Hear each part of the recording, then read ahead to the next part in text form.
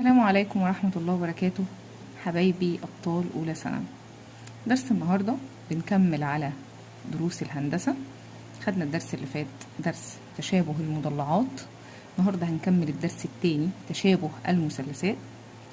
تشابه المثلثات درس طويل شوية، محتاج تركيز مش أكتر، سهل قوي، في حاجات منه برضو خدناه قبل كده ولكن محتاج، أنا عارفة طبعا كلنا بننسى أي حاجة خدناها قبل كده، ما بالك لو حاجة في منهج تاني إعدادي كمان مش حتى تالتة. طيب ركز معايا، خلي بالك طويل، لو تحب كده كوباية شاي، فنجان القهوة الظريف، ونقعد سوا بقى. وطول بالك يا باشمهندس، الموضوع بسيط وجميل، بس لو ركزت فيه وقعدت كده بمزاج. اعمل لك فنجان شاي، فنجان قهوة، وتعالى لي براحتك خالص انت بقى ومزاجك، شاي ولا قهوة. يلا نقول بسم الله الرحمن الرحيم. تشابه المثلثات.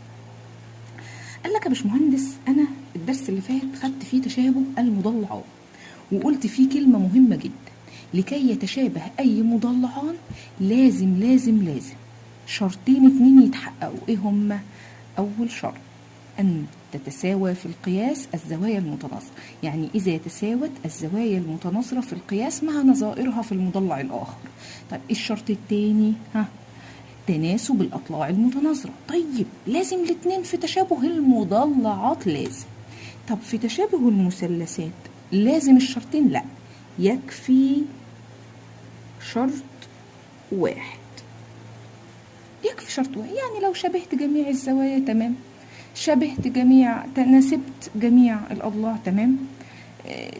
ولكن هو في المثلثات قال لك انت عندك 3 حالات مش حالتين. يعني احنا قلنا لو شرط واحد معنى كلامنا ان ايه؟ اما قياسات الزوايا المتناظرة متساوية في القياس، ادي واحد. 2 الاضلاع المتناظرة متناسبة، يبقى اذا كده حالتين. لا معلش، في حالة 3 هناخدها. يبقى احنا في المثلثات عندي 3 حالات لتشابه المثلثات. نسمي الله ونقول اول حالة. بص يا باشمهندس بتقول لك ايه؟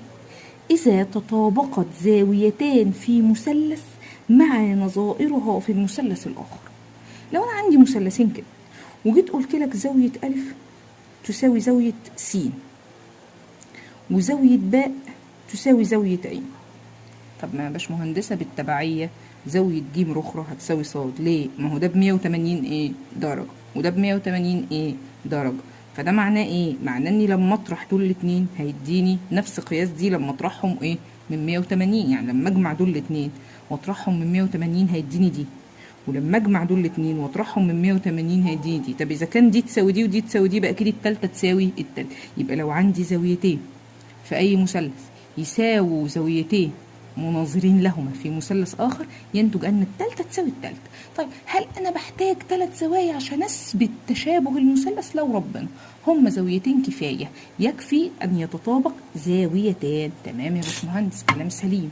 طيب ركز معايا، قال لك معلش الحالة الأولى دي سهلة وكل حاجة، بس عليها شوية ملاحظات. الملاحظة الأولى بيقول لك إيه؟ المثلثين لو كانوا قوائم، لو عندي مثلثين قائمة الزاوية، ايه هو عاملين ازاي؟ يعني بص كده، هرسم لك مثلث قائم اهو، شايفه؟ واحد تاني قائم اهو. قول لي انت امتى يتشابه دول؟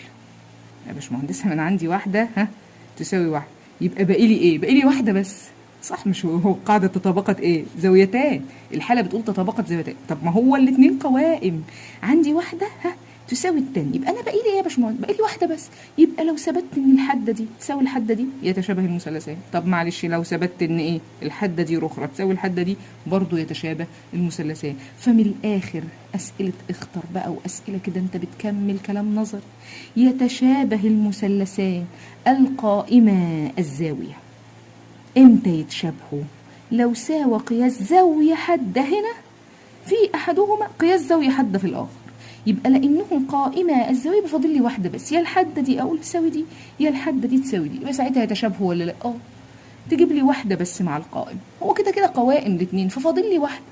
يبقى إذا يتشابه المثلثان القائمة الزاوية إذا ساوى قياس زاوية حادة في أحدهما مع قياس زاوية حادة فين؟ في الآخر. يبقى في المثلثين القوائم أنا مش محتاجة غير زاوية واحدة يا باشمهندس. طيب كلام سليم، ملحوظة سهلة وجميلة وواضحة. طب بص الملحوظة اللي بعدها، بتقول لي يتشابه المثلثين المتساوية الساقين. طب بص كده معايا، لو انا عندي المثلث ده متساوي الساقين كده، واحد تاني اهو برضو متساوي الساقين كده، امتى يتشابهوا؟ امتى يتشابهوا؟ لو عندي زاوية واحدة بس في ده تساوي واحدة في ده، حتى لو ما قلتش دي ولا دي قلت دي، لو ده تساوي دي. ركز كده معايا، هينتج ايه؟ افرض مثلا معايا ان دي ب40 يبقى دي رخرة ب40. طب انا عايزه اقيس الاثنين اللي تحت، هقول 180 ناقص 40 واقسم على 2 صح؟ 180 ناقص 40 فيها ال 140، 140 على 2 فيها ال 70، يبقى دي ب70 ودي رخرة ب70. ليه؟ اصله متساوي الساقين. انقل هناك 180 ناقص 40 هي فيها الايه؟ ال 140 على 2 يبقى فيها ال 70 وال70. يبقى اذا لو واحده بس ساوت اختها المناظره لها في المثلثين مين؟ المتساويه الساقين، ينتج ان المثلثين يتشابهوا. ليه؟ لان ساعتها كل الزوايا اللي هنا هتساوي في القياس كل الزوايا اللي هنا. يبقى من الاخر يتشابه المثلثان المتساويه الساقين اذا ساوى قياس زاويه واحده في احدهما مع نظيرتها في الاخر. يعني يكتب لو دي اديها تساوي دي، نفس الكلام بقى. يبقى اذا دي رخره تساويهم لانه متساوي الايه؟ الساقين. واذا الثالثه تساوي الثالثه وانا اصلا محتاج 2 بس، وهكذا. واضح يا باشمهندس؟ اصلا هي ملحوظات ما تحسهاش ملحوظه، تحسها حاجه بديهيه مفهومه وواضحه. طب الملحوظه الثالثه عبيطه وقلناها الحصه اللي فاتت، بيقول لي ايه؟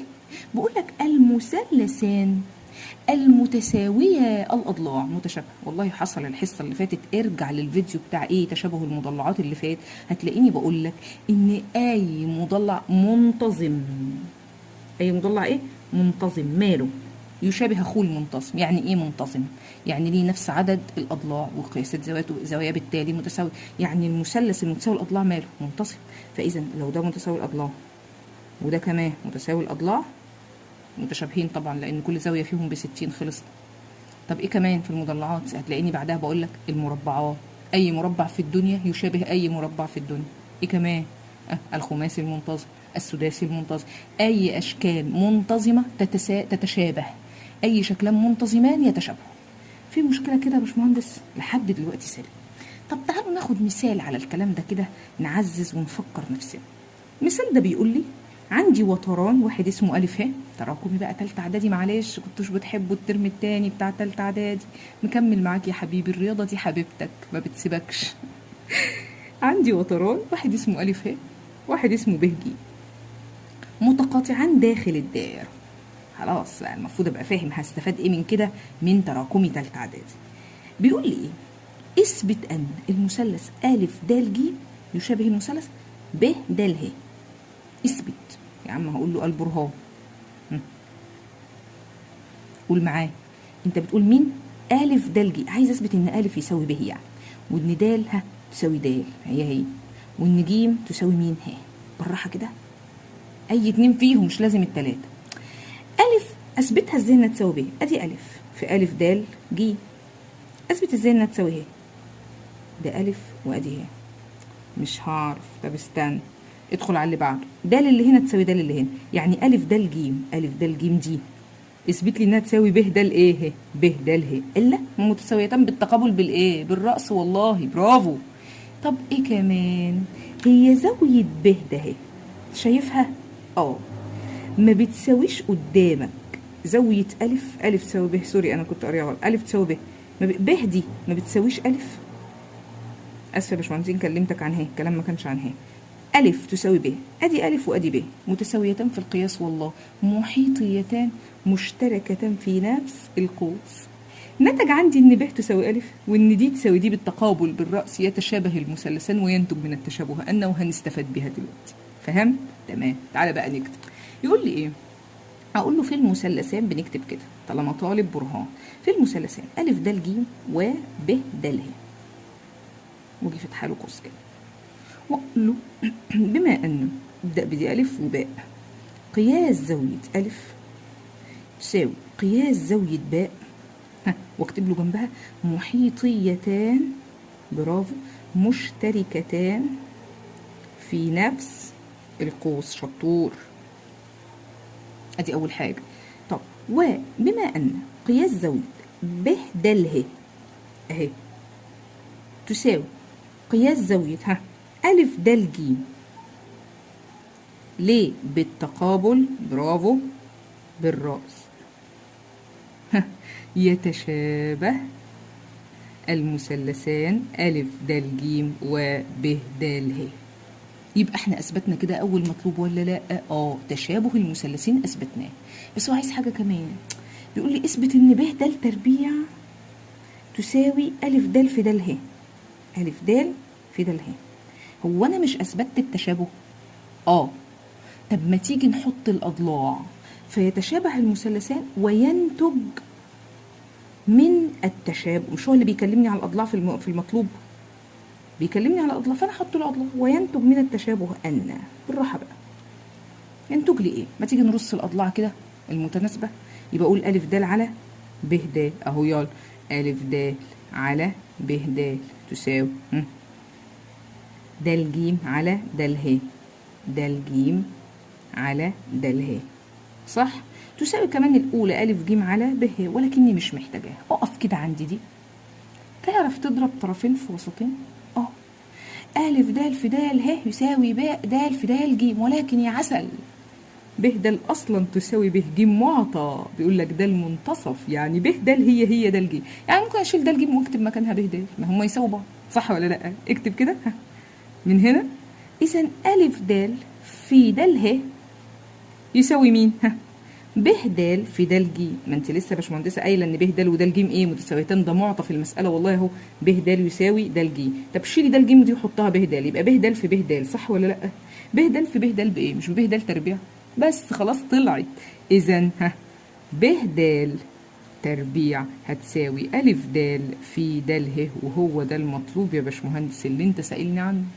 ولا فيها اي حاجه، في منتهى السهوله والجمال. انا محتاجه منك بس يا باشمهندس ان انت تبقى في دماغك شويه تراكم. طب يجي ازاي وانا ناسي؟ كتر الحل يا حبيبي. نحل كتير، مفيش حاجه هتقع معاك خالص. ايدك القلم في ايدك والورق، وما تسيبش الحل بايدك. الرياضه بتبصش عليها بالعين يا باشمهندس، بنحل بالورقه والقلم. تمام. طيب هل ده كل المطلوب مني في الحاله الاولى؟ لا، في الحالة الأولى نتائج. إيه النتائج دي بقى؟ تعالى يا عسل. في نتيجة بتقول لي إذا رسم مستقيم، كل ده على الحالة الأولى، احنا لسه بنتكلم حالة أولى. بيقول لك إذا رسم مستقيم يوازي أحد أضلاع مثلث ويقطع الضلعين الآخرين. هتيجي كده نرسم الكلام العربي ده. آدي مثلث، عايز أرسم مستقيم يكون موازي ده. أنا هختار إنه موازي ده في حاجة دي. تمام اهو. ويقطع الضلعين الاخرين، قطعهم والله ماشي، شفتها قطعهم. فان المثلث الناتج، فين الناتج؟ مش الصغير اللي فوق ده المظلل ده؟ يشابه مين؟ يشابه الاصلي اللي هو مين؟ الكبير كله. ما تيجي نشوفها كده ليه؟ والله انت عارف يا باشمهندس. بص يا باشمهندس، هو مش ده يوازي ده؟ اذا ايه؟ قول لي انت بقى، خليك بقى شاطر كده ومهندس جميل. اذا الزاويه دي تساوي الزاويه دي حرف اف بالتناظر. يا باشمهندس. والزاويه دي والله برضو تساوي دي حرف اف بالتناظر. بصح والله. طب ما هي الف مشتركه في الصغير وهي فين؟ في الكبير. يعني الف موجوده هنا وموجوده هنا، يعني الثلاث زوايا اللي في الصغير يساوي الثلاث زوايا اللي في ايه؟ الكبير، ومنهم الف مشترك. يتشابه ولا لا؟ يتشابه والله. فحاجه دي فيها اي مشكله صعبه دي؟ طب هو ده الشكل الوحيد ليها؟ لا، ده بيقول لك يوازي اي حاجه. يعني ايه يا باشمهندس؟ يعني انا ممكن مثلا ارسم لك مثلث كده اهو، تمام، وعايز ارسمه يوازي ليه، بس انا همد ده على استقامته كده وهرسم مستقيم اهو، شايفينه؟ يوازي ده. يوازيه والله. شايفينه؟ ما هو يوازي الضلع قطع الضلعين الاخرين في امتدادهم عادي ولا يهمني. يبقى اذا ايه؟ المثلث ده المنقط ده يساوي المثلث المظلل ده. يشابه، سوري، ليه؟ اقول الزاويه دي تساوي الزاويه دي بالتقابل بالراس، وادي حرف زد وادي حرف زد تبادل، يبقى دي تساوي دي. خلاص كفايه. اتنين يتشابه ولا ما يتشابهش؟ يتشابه. في حاجه دي؟ طيب ودي رخرة والله حرف زد اهي عشان اللي عايز يبقى متاكد من التالت اهي. تساوي مين؟ دي تساوي دي، حرف زد، يبقى اذا يتشابه المثلث ده مع ده ولا لا؟ الاشكال دي بتيجي كتير قوي قوي قوي في الاختيار يا باشمهندسين. في شكل ثالث ولكن هو الاول والله. قال لك انا عندي المثلث ا ب ج اهو الصغير مش الكبير الاساسي، انا همد ده على استقامته وهمد ده على استقامته وهرسم المستقيم هنا يوازي. فين التشابه؟ هي الاولى هي الثالثه. بص ما دي مشتركه وادي حرف الاف مع دي، وادي حرف الاف مع دي، يبقى المثلث ا ب ج الصغير يشابه المثلث ا د ه الكبير. صح ولا لا؟ يبقى من الاخر النتيجه بتقول لو رسمنا مستقيم يوازي اي ضلع في اي ناحيه من مثلث ويقطع الضلعين الاخرين، المفروض في هنا كلمه او امتدادهما، يعني يقطع الضلع يقطع امتداده، تمام؟ فان المثلث اللي هينتج يشابه الاصل، المثلث اللي هينتج يشابه الاصل، المثلث اللي هينتج يشابه الاصل. فالحاجه دي سهله وبسيطه وما فيهاش اي حاجه، دي نتيجه سهله ولكن الاسئله عليها كتير قوي قوي قوي. بص كده في المثال ده مثلا المعطيات محطوطه على الرسم، فركز لي كده وبص معايا. مطلوب منك ايه؟ اثبت ان المثلث ا د ه يشابه ا ب ج، ا د ه يشابه ا ب ج، ده اثبت يعني لازم اثبت ايه؟ زوايا. طب انا هقعد اكتب إيه بما ان يوازي حرف اف بالتناظر ولا اي حاجه؟ انت عارف هتكتبه ازاي؟ لانها نتيجه عليك بقى في المنهج يا باشمهندس. تقول له البرهان، بص كلمه سطر نص سطر، بما ان د ه يوازي ب ج، بس شكرا. اذا المثلث ا د ه يشابه المثلث ا ب ج والله. بس كده مش هكتب والله، طالما ده يوازي ده يبقى فيه خلاص، يبقى المثلث الصغير ده يشابه الاصل الكبير. فحاجه دي بس، يعني المطلوب الاولاني انك كتبت في سطر، شكرا. مش هتكتب غير كده. زمان بقى وانت صغير لا، لازم تكتب الف مشترك ودهيت تساوي دهيت بالتناظر، والحلوه دي تساوي الحلوه دي برضو بالتناظر، اذا يتشابه المثلث. ما فيش الكلام ده بقى، دي نتيجه عليك فانت هتكتبها في سطر وخلصنا. تاني مطلوب اوجد قيمه س. فين س دي؟ اهي. بيقول لك ده اللي هي ب 2 س ناقص 3. ما هو س دي في طول ضلع، وهنا برضو س جوه طول ضلع، وانا عايز س. طب ما انا شبهت خلاص، رص اطوال الاضلاع شوف تستفيد بانه فيهم بالراحه. هقول يبقى ا د على ا ب. خلاص بقى خدناها من تشابه المضلعات الدرس الاولاني، ارجع له يا باشمهندس شوف الفيديو. هقول بما ان ا د على ا ب تمام تساوي د ه على، برافو، ب ج، د ه على ب ج. كفايه انا ممكن اكمل واقولها الاولى مع الاخيره والاولى مع الاخيره، يبقى ا ه على ا ج، ولكن انا مش محتاجاها. عارف ليه؟ ا ه في الرسم بقيمه مش مديها بكام اصلا، فما تخصنيش مجهوله. ا ج برضو مجهوله، فانا خليني في المعلومات دي. يلا ا د بكام؟ والله مديها لك ب 33 سم يا باشمهندس، فهكتب له يبقى 33 على ا ب كلها. اوعى تقول 22 ازعل منك، خليك لماح يا واد.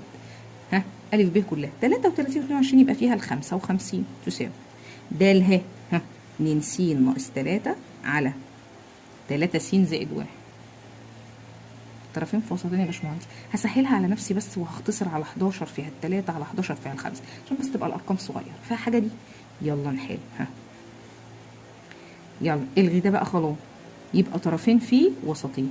يلا 3 في 3 س زائد 1، 3 في 3 س 9 س زائد 3 في 1 ب3 تساوي 5 في 2 س ردوا 10 س ناقص 3 في 5 ب15.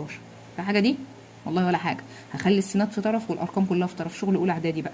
انا هودي ال9 س الناحيه دي عشان ما يبقاش فيه سوالب، وهخدي السالب 15 الناحيه دي، يبقى 10 س ناقص 9 س فيها السين، سالب 15 تيجي بالموجب 3 زائد 15 فيها الكام يا باشمهندسين؟ 18.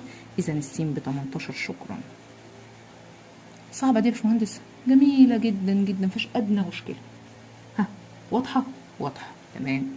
طب ادخل كده على النتيجه الثانيه. انا محتاجه نتيجتين في الحاله الاولى. في الحاله الاولى في نتيجتين. بيقول لي ايه في النتيجه الثانيه؟ بيقول لك اذا رسم، اصحى عمك اقليدس اللي بيزعلكم مش عارفه ليه برغم انه راجل والله محترم. اذا رسم من راس القائمه في المثلث القائم الزاويه عمود. طب والمصحف ما هو ده اقليدس لحد هنا، لحد الكلمه دي، لحد الكلمه دي ده اقليدس. رأس قائمة هنزل منها عمود، ما هو ده بقى اقليدس ولا لا؟ ادي قائمة انزلي منها بايه؟ بعمود اهو. يحصل ايه بقى؟ بس دلوقتي مش هتكلم عن اقليدس، احنا عارفين ايه، عارفين كل حاجه عن اقليدس، اصحالي. بس مش هكلمك عن اقليدس دلوقتي، هكتب لك قوانين وهفكرك بيها دلوقتي حال، ولكن انا بتكلم تشابه، بتكلم تشابه. هيحصل ايه؟ اقرا كده. انقسم المثلث الى مثلثين، شايفه لما نزلت العمود بقى عندي مثلثين فعلا، بس مالهم متشابهين، يعني ده يشابه مين؟ ده، وكلاهما يشابه الاصل. يعني معنى كده ايه؟ الصغنون ده يشابه الكبير، واللي جنبه ده برضه يشابه الكبير، والاتنين دول يشابهوا بعض. بس تعالى نكتب رؤوسهم حبيبي. لو كتبت رؤوس المثلث غلط ضع كل حاجه، بيجي مسائل عليها اصحى. فانا هقول لك على طريقه تكتبها بيها تبقى سهله وجميله. طريقه حفظ، ابدا من د. هقول المثلث، ابدا من د وامشي كده، د ب الف يشابه المثلث، وقال الاثنين ده نتيجه خلاص، يبقى دول ايه؟ متشابهان، والصغيرون الناحيه دي اليمين يشابه الكبير، وبرده الشمال يشابه الكبير. طيب يبقى المثلث د ب الف، طالما بدات من الناحيه دي اعكس، انا هبدا برده من د، والناحيه الثانيه هبدا من ايه؟ من د، بس بدل ما همشي من تحت زي ما مشيت من تحت، لا هطلع لفوق، يبقى يشابه د الف ايه؟ ج. يشابه المثلث د الف ج. يشابه، طالما حطيت د الاول وده ب90، عايز احط الكبير، يبقى احط الكبير هو الاولاني، احط مين ب90 من الاول؟ الف، يبقى يساوي الكبير اللي اسمه الف ب ج. دي طريقه حفظ، ارجوك ارجوك ارجوك ارجوك خدها بالطريقه دي، عشان ناس كتير قوي بتتلخبط في رص رؤوس المثلث في اقليدس. تاني، هبدا من تحت، هبدا من د دايما، من اللي في النص دي د، هاجي هنا همشي من تحت لفوق، يبقى اسمه مثلث د ب الف. هعكس، هطلع لفوق، د الف ج، وبعد ما اخلص اقول الكبير كله الف ب ج. تزعل دي؟ واضح؟ يبقى اذا د ب الف يشابه د الالف ج، وبرده د ب الف يشابه الف ب ج، كمان د الالف ج يشابه الف ب ج، وده الالف ج يشابه د ب الف، كل اتنين يشابه بعض، ده يشابه ده وفي نفس الوقت الاولاني يشابه الكبير، طب وده يشابه ده وفي نفس الوقت ده برده يشابه ده. خلاص كده؟ فيها مشكله دي؟ واضح؟ تمام. طب والنبي تعرف تثبت لي اقليدس منها؟ طب انا هجيب لك مثال واحد هنا وهديك المساله اللي بعدها. ما تاخد الاثنين دول تشابه كده، خدهم كده، يعني اول اتنين، ناخد الصغيره مع الكبيره برضو ما يضرش. خد اول ضلع كده ورص اضلاع، مش هما متشابهين، يبقى د ب على د ايه؟ الف تساوي مين؟ ب الف صح على الف ج، صح صح صح. د ب على د الف تساوي، وتساوي ايه كمان؟ د الالف على د الج. يلا د ب على د ب على د الالف تساوي ب الف على الف ج، تساوي د الالف على د الج. والله انا عايزه اكتب اي حاجه من قوانين اقليدس استنتجها ازاي. ما تيجي ناخد الاولى ده اهي مع الاخيره كده ونلغي دي خالص، واضرب طرفين في وسطين، يديك د الالف في د الالف بد الالف ايه؟ تربيع شاطرين، تساوي د ب في د الج. بذمتك ده مش اثبات ينفع لاقليدس؟ والله بص كده، ان ده الالف تربيع فعلا يساوي ب د في د الج، دي القوانين بتاعت الاعدادي، ما ده اصلا اقليدس. واضح؟ فانا كده اثبتت اقليدس. اللي محتاجاه منك في الدرس ده انك تعرف تحط رؤوس المثلث صح، ما ينفعش تقول ده ب الف وتيجي قايل الف ده الج، غلط، لا يتشابهوا كده، لازم الرؤوس تبقى شبه ما انا كاتباها لك كده يا باشمهندس. احفظها بالطريقه دي، ابدا من د ب الف، وبعدين اطلع برده من د الف ج، وفي الاخر اكتب الكبير، بس ابدا بالقايمه لاني بادئه بدال اللي هي القايمه. واضح؟ تمام يا باشمهندس. طيب مثال بقى على الكلام ده عشان بس يثبت، مثال على اقليدس ده عشان يثبت. مدي الرسمه دي اهو واضحه خالص، اقليدس ادي زاويه قايمه اهو وادي نازل منها عمود برضو قايمه، وعايز اوجد قيمتي س، هنا 3 س زائد 4، هنا ص ناقص 2 سم، واوجد قيمه س وص. ما انا يا باشمهندس لسه قايله لك ازاي يا شاب تتحل بحلين. تتحل باقليدس لو انت مش في دماغك المثلثات وبتحب اقليدس، هقوله كده، بصوا هقول ب د تربيع مش بيساوي ده في ده، تطلع ص، صح ولا لا؟ لكن انا بقى عايزه احلها بالتشابه. تمام مفيش مشكله، الموضوع بسيط، نحلها بالتشابه. ده عايز قيمه س وقيمه ص. مين فاكر لسه قايله لك يا باشمهندس اكتب المثلثات ازاي؟ والله هقول له بما ان ب د عمودي على الف ج وقياس زاويه ب تساوي 90 درجه، اذا المثلث مين؟ قلت ببدا من د، يبقى المثلث د الالف ايه؟ ب، ارجع يشابه المثلث د ب ايه؟ شاطرين، دي يلا نبص الأضلاع كده. إذا ده الألف على ده الب، يلا ده الألف على ده الب يساوي ألف ب على ب ج. ألف ب على ب ج، هستفاد منها حاجة؟ لأ. طب خد اللي بعدها، ده الب على ده الج أهو، ده الب على ده الج، ده الب ده الج. طب ما خدناش ليه وقلنا مش هستفاد؟ عشان ألف ب مجهولة وب ج فيها س، ده أنا عايزة أطلع الصاد الأول.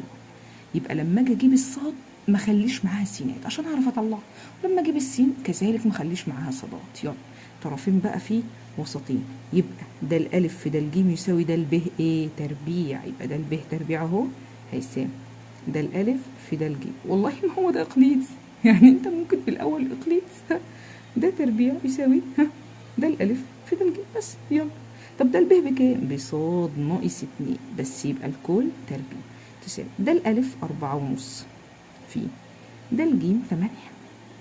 يلا يا باشمهندس الموضوع بسيط خالص، صاد ناقص 2 كل تربيع. يلا نفك القوس، يبقى صاد تربيع التاني تربيع 4، إشارة الأوسط الأول في التاني في 2، يبقى 2 صاد في 2 ب4 صاد، كل ده يساوي 4.5 في 8. والله من غير ايه يا عم، مرة مخك 4 في 8 32 والنص في 8 ب4 مظبوط، يبقى 32 زائد 4 كام؟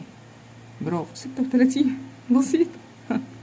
هعمل ايه دلوقتي؟ هدخل ال 36 هنا بعكس الاشاره وابدا احل. اقول له يا عم سهل، يبقى صاد تربيع ناقص 4 صاد زائد 4 ناقص 36. يبقى لما نحلهم على طول بقى، احنا قلنا ثانوي على طول، سالب 36 وموجب 4 فيها السالب 32، كل ده يساوي الصفر. يلا يا حبيبي حلل، ادي صاد وادي صاد. 32 كام في كام؟ الفرق بينهم 4. انا اعرف ال 32 ال 4 في 8 والفرق بينهم 4، صح ولا لا؟ ال 4 في 8. الاخير سالب الكبير مثل الاوسط، ونقل كده اما صاد تساوي سالب 4 او صاد تساوي 8. هسألك سؤال يا باشمهندس، ينفع صاد تكون سالب 4 في طول ضلع بالسالب؟ ما انا هعوض اهو، سالب 4 ناقص 2 بسالب 6، ينفع؟ مرفوض، مفيش طول ضلع ايه سالب، اذا صاد بايه 8. شكرا، دي اللي صح، انا كده جبت الصاد. طب السين، والله براحتك، عايز برضو من التشابه ما يضرش، عايز تجيبها من اقليدس برضو ان ب ج تربيع يساوي ج د في ج الف، والله ما يضرش برضو. يلا ب ج تربيع هقول له هنا اهو، يلا بما ان، تعالى جنبها كده عشان تبقى شايف، بما ان ب ج سوري تربيع تساوي ج د في ج ايه الف، والله قوانين اقليدس، ج د في ج الف. ب ج تربيع اللي هي 3 س زائد 4 بس، يبقى الكل تربيع تساوي ج د 8 في ج الف كلها. 8 زائد 4 ونص فيها ال 12 وايه ونص، فيها حاجه دي؟ والله ولا اي حاجه. 8 زائد 4 ونص سهل خالص، فيها 12 ونص. ماشي يلا يا معلم، اعمل ايه دلوقتي؟ يلا افك كده الاول، صح؟ القوس الاولاني تربيع يبقى 9 س ايه تربيع زائد 4 تربيع 16، إشارة الأوسط أول في التاني في 2، 3 س في 4 يلا 3 في 4 ب 12 س، 12 س في 2 ب 24 س يساوي التمانية في 12 ونص. والله أنا عارفة إن التمانية في 12 بكام؟ ب96، فيها حاجة دي؟ من غير قلة أهو، 8 في 12 ب96. طب التمانية في نص ب4، يبقى هقول إيه؟ 96 زائد 4، برافو فيها ال100. لا، ما انا عايزه ادخل ال100 دي بعكس الاشاره بقى عشان احل، برافو. يبقى 9 س تربيع زائد 24 س زائد 16 اهو ناقص 100، كل ده بايه؟ بصفر. شكرا. حل دول بقى، يلا جمع حروف جبريه متشابهه. يبقى 9 س تربيع زائد 24 س سالب 100 معاها موجب 16، فيها السالب كام يا حلوين؟ 84 والله تساوي الصفر. فيها حاجه دي؟ لا ما فيهاش حاجه. طب انا هحلها بالمقص ولكن لسه ارقامها كبيره، كل ده يقبل على الثلاثه، التسعه تقبل على الثلاثه، 24 على الثلاثه، وال 84 تقبل على 3. اما اجمع 4 و8 12 يبقى ده 12 يبقى 3، يبقى الرقم ده يقبل على 3. اقسم على الثلاثه، 9 على 3 فيها، تعالى لي بقى هنا من الاول عشان نكتب براحتنا. يلا 9 على 3 فيها 3 س تربيع زائد 24 على 3 فيها 8 س ناقص 8 84 على 3 فيها الكام؟ والله 8 على 3 فيها الكام؟ فيها الاتنين في 3 ب6 ويبقى 2 بقى 28 تساوي 0. بس انا بحل معاك بدون آلة اهو. دي تتحل بايه حبيبي؟ جو التلصقة واقسم على دي وفي الاخر يبقى اضرب. ما بنعملش كده، بنحل بالمقص. فانا هاجي عامله لك المقص كده واقول التلاتة س عباره عن 3 س تربيع عباره عن 3 س في س. 28 كام في كام؟ وعايزه الاوسط يكون 8. والله لو قلنا 4 في 7، 4 في 7 21 و7 فوق لما يديش 8. طب ما انا اجرب 14 في 2. تيجي نجرب 14 في 2 اهو. يلا 2 في 3 اكتبها جنبها ب6 س. 14 في س ب14 س. ها الاخير سالب، مين اللي مثل الاوسط؟ الكبير، يبقى ده اللي موجب وده اللي سالب، صح كده؟ والنبي يا معلم كده اجمعهم، لو طلع الاوسط يبقى انت صح. موجب 14 ناقص 6 فيها 8 س اهو الاوسط صح، يبقى كده المقص صح. يبقى ادي القوسين عندي. ها قوسين التحليل 3 س زائد 14، ها والقوس التاني س ناقص 2. هعمل ايه؟ كل ده يساوي الصفر. هقسم واقول اما من هنا س تساوي سالب 14 على 3، او من هنا س تساوي 2. اشوف دي صح كده ولا غلط؟ اصل فيها سالب، اروح اعوض. سالب 14 على 3 في 3 زائد 4 يديك رقم سالب. بذمتك ينفع طول ضلع سالب؟ لا. اقول له شكرا انت مرفوض، ما ينفعش يكون في طول ضلع سالب. اذا س بكام؟ ب2. يبقى المطلوب مني عملته، جبت له الصاد ب8 وجبت له السين ب2 من اقليدس كتشابه ومن اقليدس كقوانين، وهي الاتنين واحد والله يا باشمهندس. فدايما خليك فاكر قوانين اقليدس. طيب تيجي اكتبها لك هنا سريعا كده اهو عشان تبقى قدامك. بص يا حبيبي، لو انا عندي مثلث قائم الزاويه كده وطلعت من القائم بعمود كده، ادي الف ب ج وادي د، ده اقليدس ولا لا؟ يا باشمهندسه. يلا نكتب قوانينه جنبه كده. اولا عايزه اجيب الف ب. الف ب تربيع تساوي اللي جنبه جزء في كل، اللي ناحيه الف ب مين؟ الف د، في الكل اللي هو الف ج. شكرا. لا طب معلش انقل هات لي ب ج، يبقى ب ج تربيع تساوي اللي ناحيه ب ج مين؟ ج د شار في الكل برضه، يبقى ج الف، هو الف ج هي. فاضل لي ب د، ده المجهول ده اجيبه. ب د بيتجاب بقانونين، قانون بالتربيع وقانون بدون تربيع. قانون التربيع ب د تساوي الجزئين اللي هو نازل عليهم عمود ده، الف د في ج د، ده قانون التربيع. طب ب د بدون التربيع تساوي ايه؟ مش انا عايزه ده في ده على ده، المثلث الكبير يعني، اضلاع القائمه مضروبين في بعض واقسم على الوتر بس، يبقى الف ب في ب ج واقسم لي على الف ج.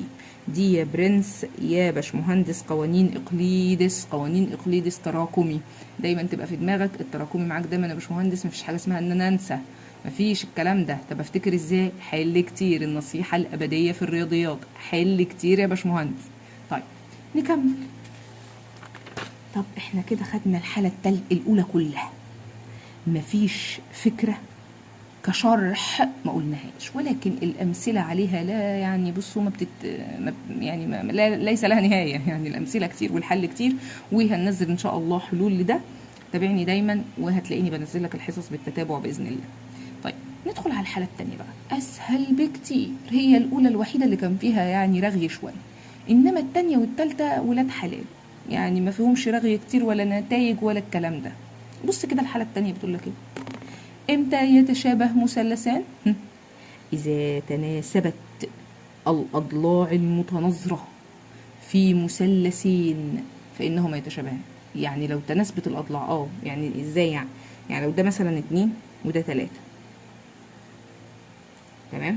فالنسبة بين طلع ألف ب إلى د هي 2 إلى 3. طيب لو ده مثلا 3، لا لو ده 4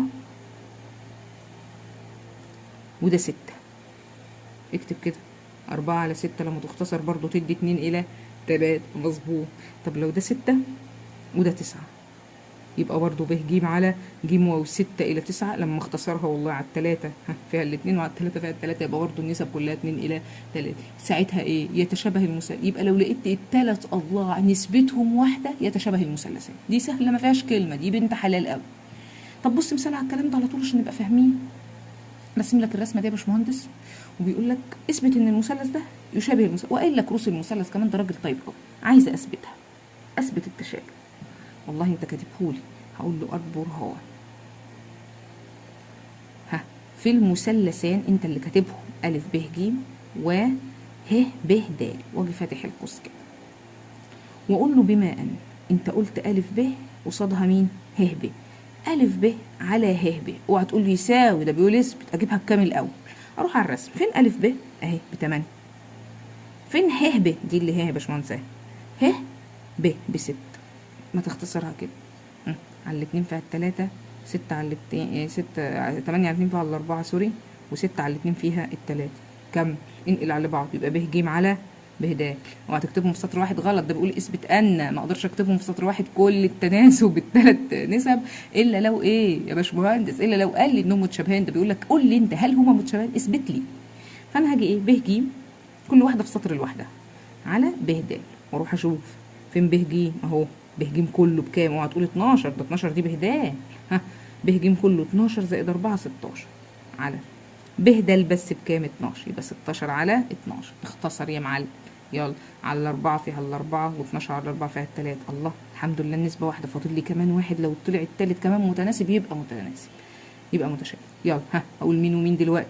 يلا الأول مع الأخير والأول مع الأخير، يبقى أ ج على ه د أهو، أ ج على ه د. فين أ ج الرسمة اهي بكام؟ ب12. فين ه د؟ أدي اله وأدي الدال بكام؟ ب9.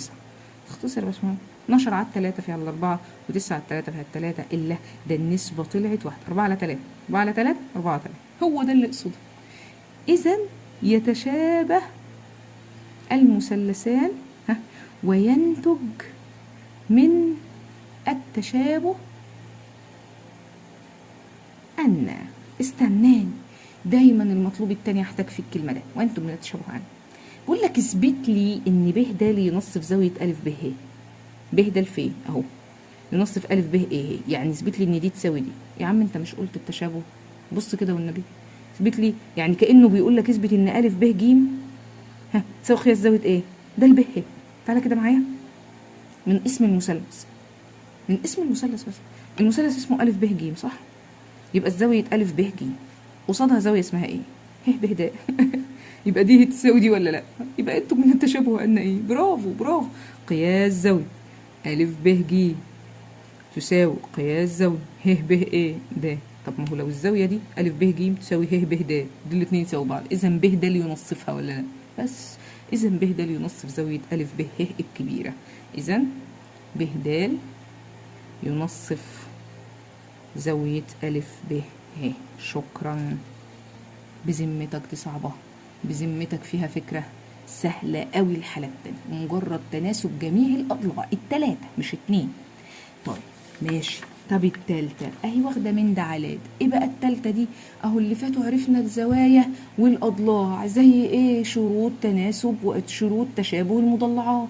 ايه التالتة الزيادة دي؟ ايه واخدة من ده على ده؟ ازاي؟ بص يا باشمهندس، بيقول لي إذا طابقت يعني ايه؟ تساوت في القياس، يعني زاويتان متساويتان في القياس.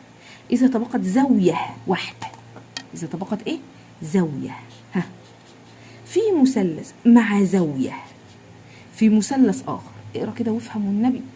وتناسبت الأضلاع التي تحتويها هاتان الزاويتان، ساعتها يبقى المثلثان متشابهان. لا وضحي يا باشمهندس. بص يا حبيب قلبي، لو أنا عندي مثلث عامل كده والتاني عامل كده، وقلت لك ادي أ ب ج ادي د ه واو، شايفهم؟ وجيت قايله لك ان زاويه ب تساوي زاويه ه، فانا كده ايه؟ مشيت على اول سطر كده، طابقت زاويه في مثلث مع زاويه في مثلث يبقى كده الزاويه دي ساوت الزاويه مين دي؟ تمام. وتناسبت، مش تساوت، تناسب. ايه الاضلاع التي تحتويها؟ ما انا بعرف لغه عربيه والله. الاضلاع اللي تحتويها هاتين الزاويتين. فين الضلع؟ والله العظيم موضوع بسيط. الزاويه مش كل زاويه لها ضلعين يحتووها يحضنوها، يبقى زاويه ب دي اول ضلع ليها مين؟ ب ج. يبقى يا باشمهندسين كل الحكايه ان كل لما تبقى في زاويتان متناظرتان متساويتان في القياس اخد الاضلاع التي تحتويها هاتان الزاويتان. يبقى اقول ب ج يبقى على ه واو، ب أ يبقى على ه د. يبقى انا دمجت حاجتين في الحاله الثالثه. ها، زي ما كنا بنقول كده في الضلعان والزاويه المحصوره بينهم، ولكن مش كده، مش شبه التطابق بتاع اعدادي، لا، ولكن بيبقى الضلع ده على اخوه يساوي الضلع ده على اخوه، ومعاهم زاويه واحده تساوي الزاويه دي، بس الزاويه المحصوره بين الضلعين دول، ساعتها يتشابه المثلثان. تمام تمام، واضحه واضحه. تعال نشوف المثال ده بقى يطبق لنا. بيقول لك ا ب ج مثلث فيه ا ب 6 سم ب ج 9 سم. فانا رسمت له ادي ال ب ج التسعه وادي ا ب الايه الست، ده المنتصف ا ب، فجيت حاطه د في المنتصف بتاع ا ب. طالما دي 6 يبقى دي 3 ودي 3. تمام. ه تنتمي ل ب ج موجوده بس ما قالش منتصف، بس هكمل ايه بحيث ب ه 2. طب ما ب ج 9 فانا حطيت ايه 2 هنا. اثبت لي ان المثلثان د ب ه، هو اللي كاتب د ب ه وج ب ا، ج ب ا مالهم متشابهين. ده انت محترم خالص، ده انت كاتبهم لي، ده الموضوع بسيط. هقول له ايه؟ البرهان في المثلث اللي انت قايلهم، هكتب الحروف زي ما هو قايلها، اوعى تكتب بدماغك. د ب ه وج ب ا. شوف كده ايه الاضلاع المتناظره، د ب على ج ا، د ب 3 ج ا معرفهاش ما اكتبهاش. ادخل على اللي بعده. يبقى ب ه على ب ا، ب ه 2 ب ا كله 6 عندي، يبقى اكتب الضلع ده. يبقى اقول ب ه بما ان اهو ب ه على ب ا تساوي ب ه بكام؟ 2. ب ا كلها ركز مش 3، ده كلها بكام؟ ب6. يبقى تختصر 2 على 6 فيها الواحد على 3. شكرا. كم؟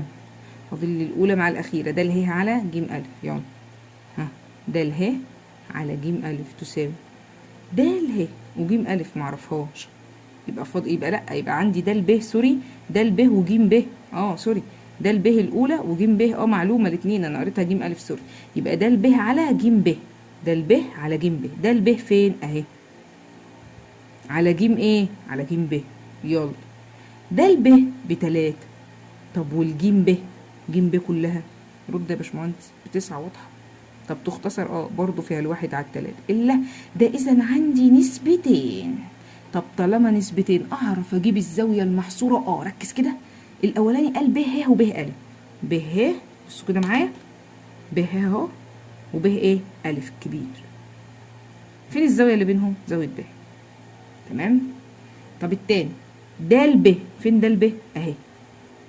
فين ج ب؟ اهي. برضو فين الزاويه اللي بينهم؟ ب. الا اذا زاويه ب مالها مشتركه، يتشابه المثلثان د ب ه وج ب ا. تمام تمام. وهكتب له وينتج من التشابه زي ما احنا متعودين ان. بكتبها ليه دي؟ والله الراجل طالب مطلوب تاني ابن حلال وتراكمي. بيقول لك اثبت لي ان الشكل ا د ه ج رباعي دائري. فين ده؟ ا د ه ج رباعي دائري تالتة اعدادي يا باشمهندس. طب ما تشوف التشابه كده. انا كده جبت الاضلاع وجبت زاويه واحده، يبقى فاضل لي الزوايا. فاكيد زاويه د تساوي مين؟ ج. يعني زاويه د اللي جوه دي هتساوي مين؟ ج دي. خلصت. مطلوب انتهى يا باشمهندس. ليه؟ ما هي زاوية خارجة عن الشكل الرباعي تساوي المقابلة للمجاورة لها، المقابلة للمجاورة لها. إذا الشكل رباعي دائري. بس يا باشمهندس يبقى هقول له إيه؟ ينتج من تشابه أن قياس زاوية ب د ه أهي تساوي قياس زاوية مين؟ ج، وهي زاوية برافو خارجة عن الشكل. الشكل مين؟ ا د ه ج. اذا على طول، اذا الشكل ده طالما خارجه ويساوي بعضهم ا د ه ج ماله؟ رباعي دائري. شكرا. صعبه دي يا باشمهندس ولا اي حاجه؟ بعون الله وبمذاكرتك واجتهادك مفيش حاجه هتصعب عليك، ما تقلقش. بس انت صحالي، انا قلت لك من اول الحصه خالص، فنجان قهوتك في ايدك ولا مج الشاي بتاعك وتعالى يا معلم واقعد. طب مثال كمان على الحاله الثالثه دي ظريف قوي. وتعالى نرسمه مع بعض لانه مش مرسوم. بيقول لي ألف ب ج د شكل رباعي، في قياس زاوية ب يساوي قياس زاوية أ ج د تساوي 90، ده في زاوية 90. طب ما أنا بقى هحط كده وهحط إن دي ب إنها تكون إيه 90، خلاص أهي، وأشوف هعمل إيه. أنا عايزة ألف ب ج د، أنا هرسمه بأي شكل. ينفع أقول مثلا ألف أهي ب ج هنا مثلا وده أنا عاملة كده؟ والله ألف ب ج د. شوف رسمتهولك كبير إزاي، ركز لي بقى. ادي 90 ومين كمان 90؟ الف ج د، الف ج د اهو اوصلها. قال لي ان الف ج د بايه؟ ب 90 رخرة. تمام. طبعا هي مش واضحه انها ب 90، فاحنا هنيجي عاملين ايه؟ هنيجي شايلين ده ومبعدينه شويه كده عشان تبقى واضحه لنا انها ايه 90. ركز كده معايا يا باشمهندس. بص خطوات الرسم اللي بعملها معاك حتى التصحيح، لان هيفرق معاك وانت بتحل بايدك. في طلبه كتير يا ولاد بيشوف المسألة اللي بدون رسم دي بيقلق أوي. ولا تقلق، أنا عايزاها ب90 درجة. أنا هجيب مسطرتي كده وأجي قايلة أنا عايزة دي ألف ج إيه د تكون 90 درجة، فأنا هحط دي كده كده تقريبا 90. أجي عاملة كده الحاجة دي بس والله، وهوصل بس ألف بمين بدال، فبقت كده. أدي الشكل الرباعي. فالحاجة دي طب خلاص ما بقاش عندي ده لفوق بقى، خلاص شلناه ماشي. وده 90 اهي تقريبا 90، ودي كمان 90 يبقى هو قال لي ب 90 والف ج د كمان بايه ب 90. ماشي. كم ه تنتمي لب ج، ه موجوده هنا بس ما قاليش قريبه من مين ولا حاجه، ولكن قال لي بحيث ج د على ج الف تساوي ب ه على ب الف. تعالي نحطها هنا كده ونسميها اهي وخلاص تنتمي، فحطيتها في اي مكان. لو كان قايل منتصف كنت احطها في المنتصف، بس انا خليتهاش منتصف لانه ما قالش منتصف. المطلوب اثبت ان المثلثان الف ب ه والف ج د متشابهه. انا همشي مطلوب. هقول له البرهان. انت محترم ريحتني وقلت اسامي المثلثان، فقلت لي في المثلثان مين؟ الف ب ه والف ج ايه د. الف ب ه والف ج د. تمام. مالهم الف ب ه؟ لا يا باشمهندسه هي مش متوصله، يبقى لازم اوصل من الف بايه ب. يبقى هو عايز يثبت المثلث ده المتظلل ده يشابه المثلث الف ج د الكبير ده.